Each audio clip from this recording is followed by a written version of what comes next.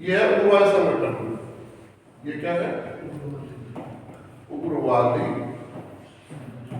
संगठन। इनके बीच युद्ध हो रहा है, इजराइल लड़ रहा है हमारे से, ठीक है। तो इसके साथ में एक हूती भी है। हूती कहाँ का है? उग्रवादी संगठन है, ये यमन का ही है। हूती भी उग्रवादी संगठन है बेटा, यमन का ही लड़ रही है। एक है हिजबुल्लाह, हिजबुल्लाह ये सही चल रहा है, तो सही पढ़ रहा है। हिजबुल्लाह है लेबनान का, लेबनान की राजधानी है बैरूत। आपको तो राजधानी लड़नी पड़े, मध्य संधि सारी साथ साथ कब तैयार हो जाएगा आपको पता लगेगा। जितना बड़ा राष्ट्र केवल याद करते रहिए, रिवाइज करते रहिए, सब हो जाएगा। तो वो संगठन क्या होगा? हमास संगठन में एक हूती जो है, जब यहाँ से कोई इस रूट से कोई जहाज रहता है पानी का, उस पर अटैक कर रहा है आज तक, उस पर आवाज उस पर अटैक कर रहा है कौन? हूती वाले। और इसी रूट ये जो स्वेद रूट है, यहाँ से आते हैं जहाज पर अटैक करता है कौन? हूती वाले। तो ये तीन वर्ष साथ में होंगे, यहाँ पे दो संगठन हो जाएगी। एक है ISIS, ये ईरान एंड सीरिया में सक्रिय है।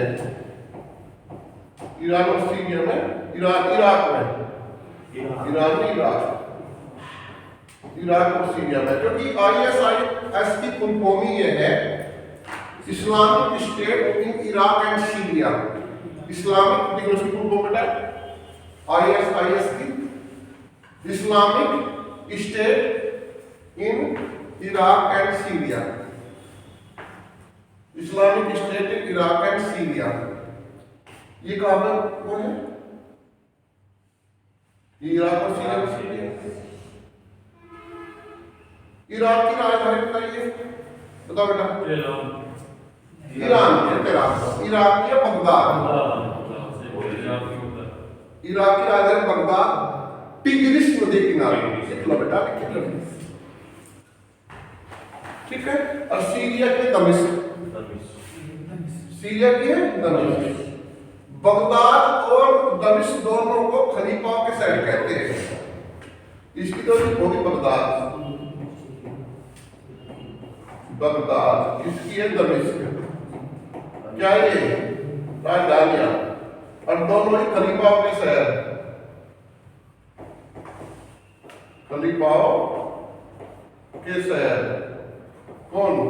ऑप्शन में तो बगदाद होगा या दमिश्क होगा या दोनों दिखेगा।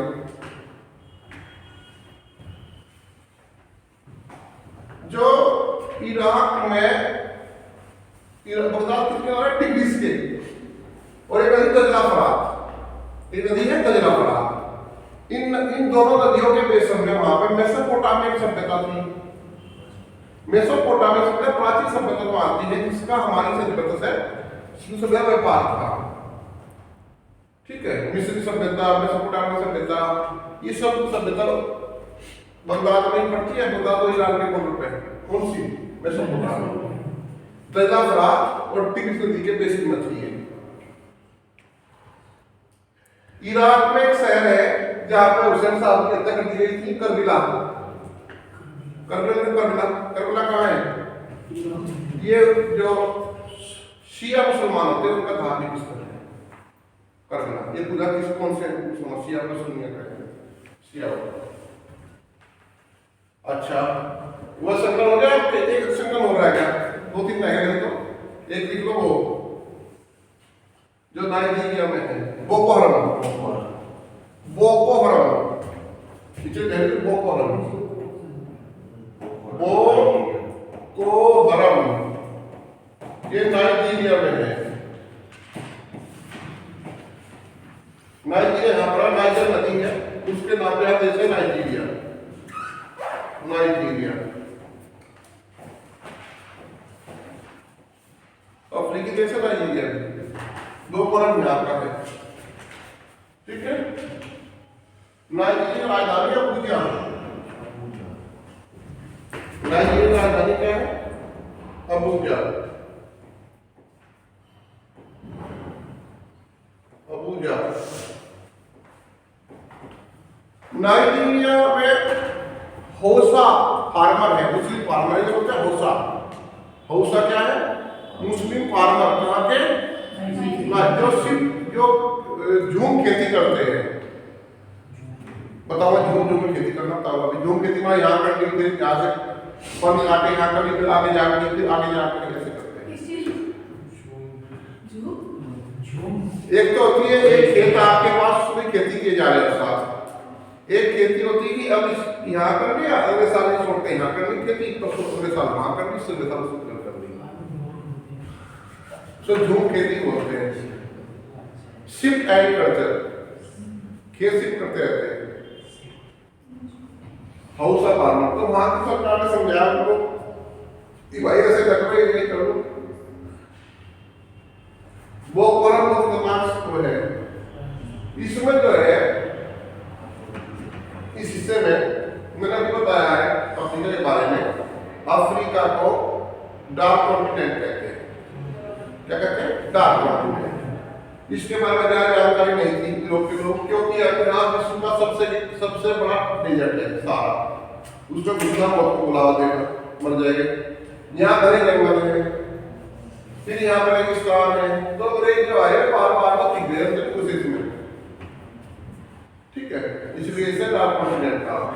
प्रोफेसर कार्ल ने तो इसको विश्व व्यवस्था की गंदी बस्ती कहा, क्योंकि आपको इसके बारे में जानकारी थी नहीं। विकसित भी कम है, सबसे कम विकसित है ये। ठीक है, तो यहां से स्वेद है, स्वेद है, स्वेद में है ये। इसकी लंबाई है 173 किलोमीटर। 1869 में बनी, कब्जा नहीं है।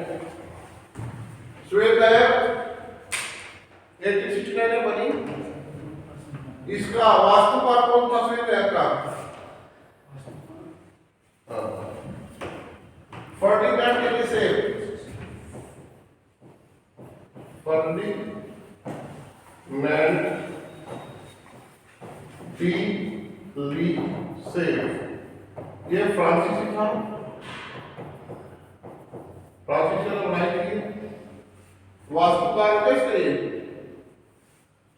स्वेद का 173 किलोमीटर इसकी लंबाई है। बात ये जोड़ती किसको है? स्वेद किससे जोड़ती है? ये भूमध्य सागर, मेडन सी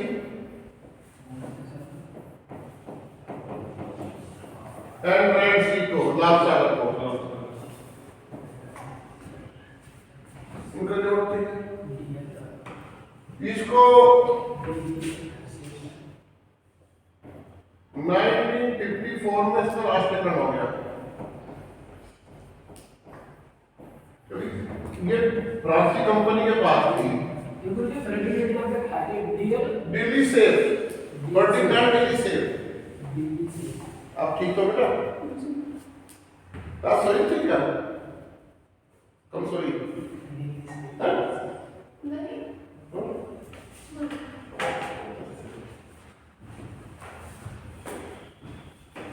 और ये मिस्र को मिली।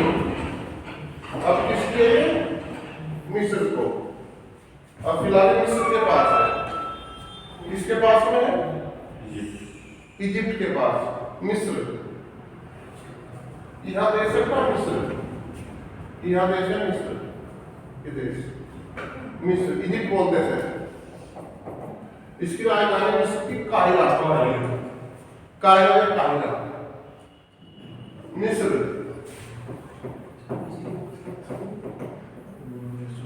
काहिरा पिरामिडों का देश,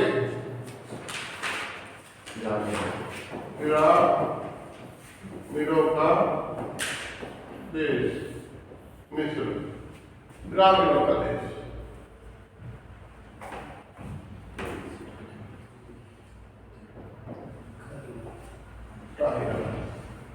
तो ये मिस्र कमेटी कौन? स्वीडन है। आई बात। मिस्र के राष्ट्रपति है कौन? फतेह अल सीसी। नरेंद्र मोदी को सबसे बड़ा अवार्ड मिला था मिस्र में, अब्दुल फतेह अल सीसी। पूरा नाम है इसका अब्दुल फतेह अल सीसी। नील नदी का वरदान कहते थे।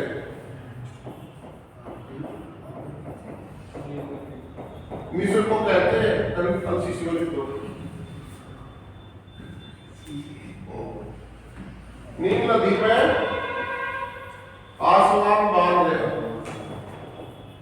आसमान बांध। अफ्रीका सबसे बड़ा बांध है। विश्व की सबसे लंबी नदी है नील।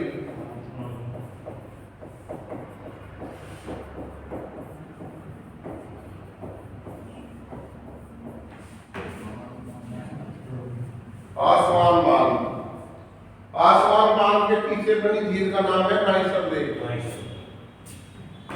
इसके पीछे कौन झील है? Niger lake, nicer lake.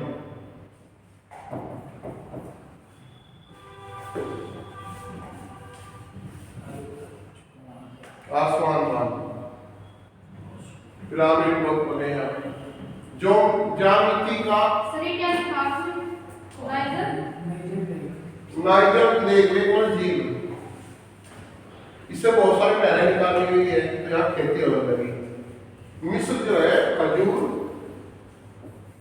फिर उत्पादन नंबर है कपास, छोटे रेशे की, छोटे रेशे की नंबर है। कुल कपास में चीन है, बड़े रेशे में यूएसए है, छोटे रेशे में कौन है? मिस्र। तो स्वेद है किसकी है? मिस्र की। अब रेड सी को रेड सी क्यों कहते हैं? काई देखी है आपने? हमारे यहाँ काई ऐसे हरे रंग की, साउथ इंडिया में और लाल रंग की काई, उसे एल्गी बोलते हैं। सेवालों पर पानी पानी बोलते हैं काई, एल्गी। तो यहाँ लाल एल्गी है, पूरा पानी लाल दिखाई पड़ता है, इसलिए हम क्या बोलते हैं? रेड सी। ठीक है। यहाँ देखो द्विवेदी बताया गया है, द्विवेदी। स्वेद है पोर्ट है, यहाँ पोर्ट शहीद है। यहाँ क्या पोर्ट शहीद, पोर्ट शहीद, पोर्ट शहीद। यहाँ पोर्ट स्वेद है, यहाँ पोर्ट स्वेद, और यहाँ पोर्ट इस्माइलिया। इस्माइलिया जब ये नहर है, झील भी बन गई, तो पानी के जहाज बीच में रुक जाएंगे, बंदर डालेंगे वहां खाए के मशीनों के लिए, और करते रहते हैं।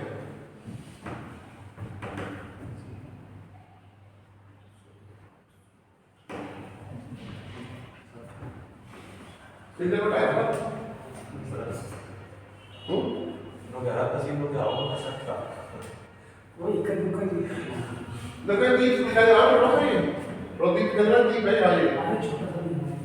इसकी राजधानी निकोसिया देश है ये। राजधानी निकोसिया नाम बताओ। साइप्रस। जब मैं सोचता हूँ तो मुझे स्वागत पिक्चर में माइंड में आ जाती है, दिखने लगता है मुझे चीजें। ये राजधानी है, सभी देश है साइप्रस। देश का नाम क्या है? साइप्रस। राजधानी निकोसिया। निकोसिया इस तरीके हिंदी में देखा पड़ता। निकोसिया साइप्रस की। साइप्रस जब आजाद हुआ 1980 के आसपास, तो इसे दाब दिया टर्की ने, इसका कुछ हिस्सा। टर्की दुश्मनी है इसकी, तो टर्की ने दाब रखा है किसका था हिस्सा, किसका? साइप्रस का। और टर्की सहायता करता है पाकिस्तान को। टर्की ये ड्रोन बहुत अच्छे हैं, जो उस तरह के किस तरह के टर्की ड्रोन वो है उसको यूएसए का यूक्रेन को, ठीक है। उन ड्रोन से परेशान हो गया रशिया। रशिया ड्रोन खरीदे फिर किससे? ईरान से। तो वही ड्रोन ने पाकिस्तान को दे दिए। किसने? टर्की ने। तो अब दुश्मनी सी रखता है। टर्की राष्ट्रपति है कौन? टर्की राष्ट्रपति लिखो बेटा, टर्की राष्ट्रपति ना अर्दोगन। अर्दोगन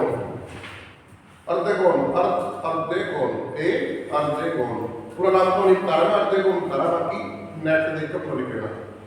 टर्की राष्ट्रपति या मोदी हम कहते हैं, बात में प्राइम मिनिस्टर मोदी, तो इसलिए वहां का अर्दोगन पूरा नाम तो लंबा नाम है। तो अर्दोगन जो है मुसलमानों का बनना चाहता है खलीफा। तो अर्दोगन की दिमाग ठीक करने के लिए हमने साइप्रस से रक्षा समझौता किया है। रक्षा समझौता के लिए किससे? साइप्रस से। साइप्रस का जो बिजनेस है वो है होटल इंडस्ट्री और tourist industry. Good morning.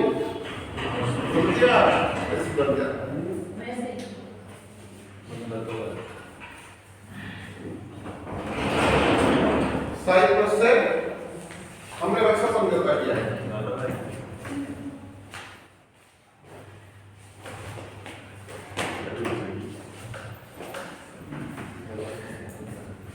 Note कर लिया?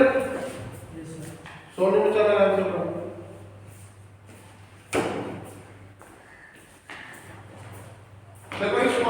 क्या खूबी है यहाँ पे? वो घने इसमें तो घूमते रहते हैं।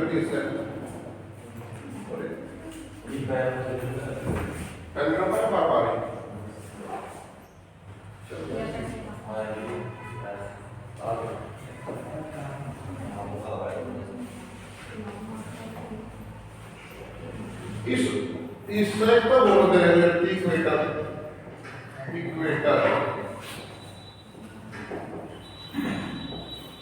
भूमध्य रेखा कहते हैं इसको, या विषुवत बोलते हैं। विषुवत एक उत्तर है। इसी से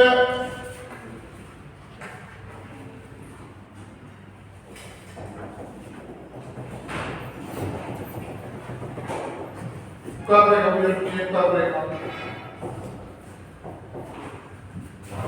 इसी से आपकी मध्य रेखा गुजरती है। मध्य रेखा से बोलते हैं ट्रॉपिक ऑफ कैप्रिकॉर्न, कैंसर,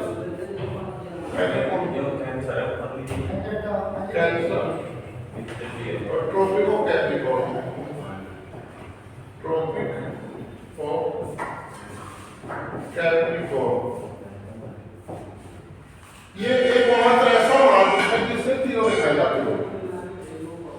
एक मात्र ऐसा मार्ग है जिससे कब रेखा मध्य रेखा घूमते हैं तीनों गुजरती है।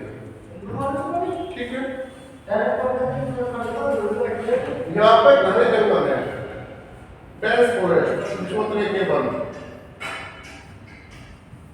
यहाँ पे क्या है? घने जंगल, उष्णकटिबंधीय फॉरेस्ट। यहाँ पे विश्व का सबसे बड़ा रेगिस्तान है सहारा। यहाँ पे काला मुस्तल है, सहारा मुस्तल है। यहाँ पे काला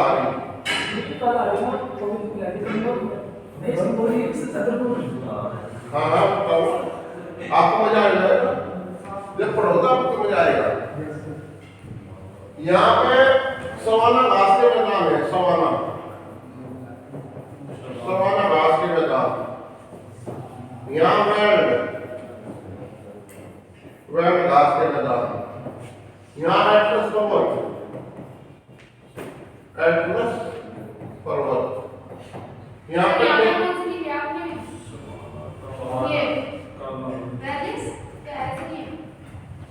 बेटे को सवाना है। नहीं सर, इससे नीचे ये है वेल्ड। ये है उष्णकटिबंधीय फॉरेस्ट, उष्णकटिबंधीय 1 या विषुवत रेखीय बल भी कहते हैं, भूमध्य रेखीय बल भी कहते हैं। बताओ मसाले कार्य यहाँ पे एटमॉस्फेयर शुरू हो गया तो यहाँ डेकन पर्वत, डेकन पर हिम्मत नहीं हारनी, हो जाएगा पढ़ने में। ये सबसे गिरनी नहीं बन गई, जैसे गिरनी नहीं होती है पानी में, वाटर नहीं मानो। तो यहाँ विश्व के घने जंगल है, सबसे घने जंगल, इतने घने जंगल है कि इसमें सूर्य का प्रकाश जमीन तक नहीं पहुंचता। हमने जब पढ़ती पढ़ाई आपको, हमने 3 तरह के बताए थे। कब रेखा माप रेखा के बीच में उष्णकटिबंधीय, ये क्या होगा? उष्णकटिबंधीय, उष्णकटिबंधीय क्षेत्र। यहाँ तो होता शीत कटिबंध, यहाँ भी शीत कटिबंध, और यहाँ शीतोष्ण, शीतोष्ण कटिबंध, शीतोष्ण कटिबंध।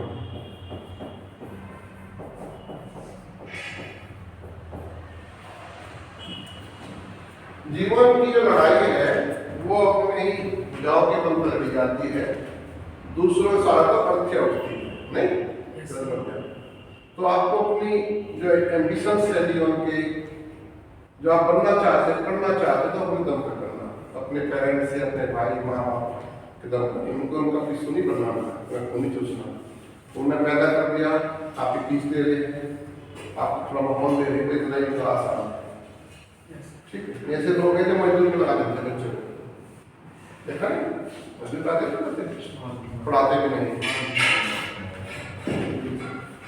तो मेहनत करना सीखो, जिद्दी बनो। उसके लिए मेरे जीवन भर अपनी पूरी जिंदगी अपनी शर्तों पर जी है, मैंने पूरा जीवन, इसीलिए मैं नौकरी कर पाता।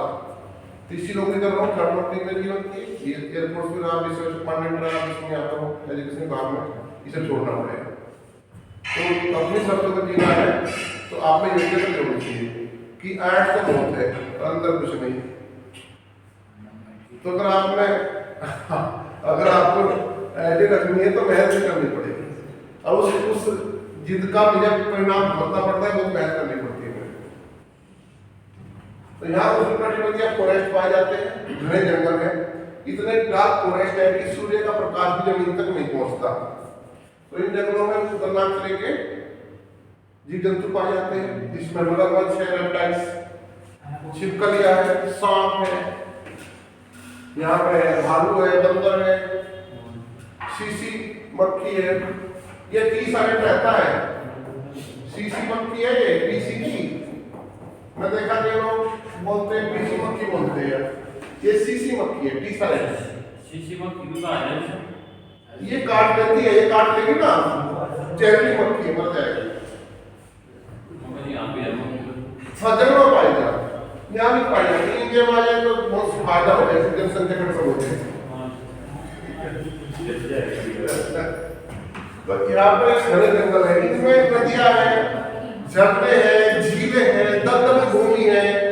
यहाँ जो फॉरेस्ट उष्णकटिबंधीय फॉरेस्ट होते हैं, उष्णकटिबंधीय सदाहरित फॉरेस्ट, उष्णकटिबंधीय सदाहरित वन पाए जाते हैं, उष्णकटिबंधीय एवरग्रीन फॉरेस्ट। तो ये जो वन है, इनकी लकड़ी तो होती है कठोर, ध्यान सुनो, ये बेकार लकड़ी होती है, कठोर लकड़ी होती है, टाइट होती है, जो कोई फर्नीचर बनेगा मुलायम लकड़ी का बनेगा। तो ये लकड़ी किसी काम की, लेकिन ये 50-60 फीट ऊंचे हो जाते हैं, 10-12 मंजिल कितने ऊंचे, इनमें होड़ लगी है उठने की, और उष्णकटिबंधीय क्षेत्र है तो धूप खूब मिलेगी, पूरे 12 महीने धूप मिलेगी, घनी धूप मिलेगी, चमचमाती धूप निकलेगी, और जहाँ पेड़ों में जो है भोजन मिलता है पत्तियों से, फोटोसिंथेसिस होगा, फुल लाइट पड़ेगी, तो उससे लाइट जितनी धूप मिलते हैं फल फूलेगा, और जब ये उठेगा तो गिर भी जाएगा, है नहीं? सब में होटल हिल पर निकलने की सूरज की ओर, और जब नीचे दब गया उससे खुराक कम मिलेगी, पत्ती कम दिखेगी, उसकी धूप कम मिलेगी, वो कमजोर होकर मर जाएगा। और जो पेड़ गिरेगा तो कहीं को लेकर गिरेगा, 50-60 मीटर का पेड़ गिरेगा ऊंचे पर, तो कहीं को, जो नीचे गिर गया वो दब कर सड़ जाएगा, पानी बारिश यदि होती है गर्मी में डिकम्पोज हो जाएगा, बर्फ में डिकम्पोज नहीं होता, यहाँ डिकम्पोज हो जाएगा, दूसरों की खुराक बन जाएगा, मैनुअल बन जाए, जैसे के लिए क्या काम करेगा, भूजन का काम करेगा। तो यहाँ जल रहते हैं पेड़ों पौधों में, आपको आगे नीचे समझ बात आई। डेली यहाँ पे चलते हुए सूर्य धूप निकलेगी, आपने देखा होगा गर्मी के जून जुलाई में बारिश होती है तो जो बारिश के बाद धूप होती है और कितनी चमचमाती होती है, क्योंकि आसमान से डस्ट सब हट जाती है तो सीधी धूप आएगी। तो शुक्र है भारत जो पूरी पृथ्वी को सूर्य के एडिशन में 2% पहुंचता है, हीट वेव पर होकर जो बता देंगे 4-5% पहुंचे तब मुझे पृथ्वी जीवन हो। तो यहाँ पे धूप निकलेगी और धूप निकलेगी तो वाष्पीकरण होगा, डेली 3-4 बजे तक बादल बन जाएगा, वाष्पीकरण उठ जाएगा, हवा ऊपर उठता है वाष्प, तो डस्ट पार्टिकल पे एक्यूमुलेट होकर क्लाउड फॉर्मेशन सम्मिलित हो जाते हैं बादल और डेली 3-4 बजे बारिश होती है। कोई दिन भी जब तक बारिश यहाँ ना होती है, डेली बारिश होती है। तो यहाँ पे जनजाति मिलती है, यहाँ हॉट्स एंड डॉट्स, पिग्मी जनजाति के लोग मिलते हैं, यहाँ तो मिलते हैं पिग्मी। पिग्मी जो है सबसे छोटी हाइट की जनजाति मध्य अफ्रीका पाई जाती है। जारे कांगो कहाँ पाई जाएगी, जारे कांगो के देश है। ये पेड़ों पर झोपड़ी बनाकर रहते हैं, पेड़ों पर झोपड़ियां बनाकर केला खाते हैं, केला खाना पड़ता है, केला शिकार करने छोटा मोटा ऊपर झोपड़ी बनाकर है। तीन जाति के लोग कांगो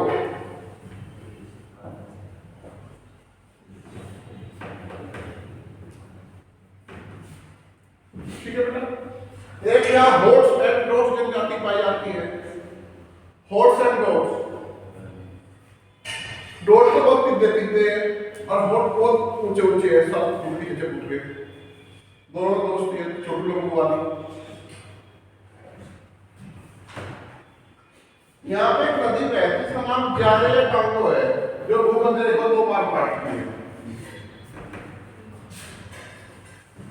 जारे या कांगो नदी बहती है जो भूमध्य रेखा को 2 बार क्रॉस करती है, 2 बार क्रॉस कराता है। भूमध्य रेखा को 2 बार काटने वाली नदी कांगो या जारे, उसी के नाम पे देश का नाम कांगो और जारे पड़ा। ठीक है, जैसे कांगो गैबन है, गैबन देश है, कांगो है, फिर डेमोक्रेटिक रिपब्लिक ऑफ कांगो जारे का नाम है। कई देश हैं इस टाइप से।